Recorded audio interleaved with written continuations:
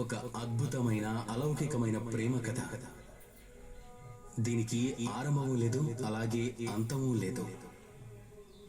దీనికి అంతమే ఆరంభం, అలాగే ఆరంభం నుండే మళ్ళీ ఆరంభం అవుతుంది.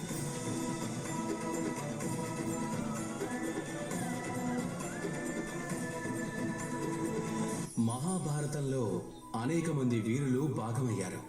అందులో శ్రేష్ఠ కులస్తులున్నారు, కొంతమంది గొప్ప గొప్ప వంశస్థుల వారు ఉన్నారు, కొందరు దేవతల పుత్రులు కూడా ఉన్నారు. వీళ్ళందరూ భాగమయ్యారు. ఈ శ్రేష్ఠ కులస్తులందరికీ వారికి తగ్గ గౌరవం దక్కింది.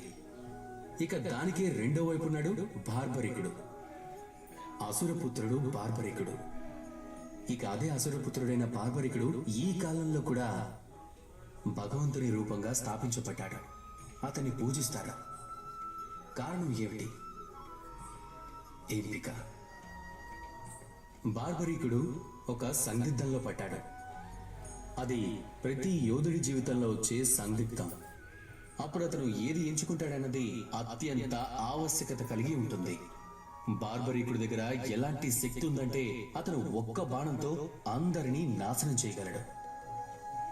అతని సందిగ్ధం ఏమిటంటే అతను ఎవరి తరపున ఈ యుద్ధంలో పాల్గొనాలి అన్నది అతను ఎంచుకోలేదు.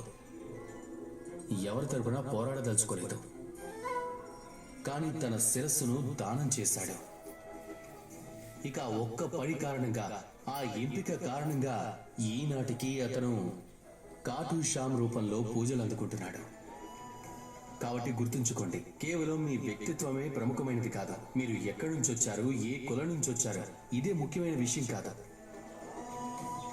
అన్నింటికంటే ముఖ్యమైనది మీ ధర్మం.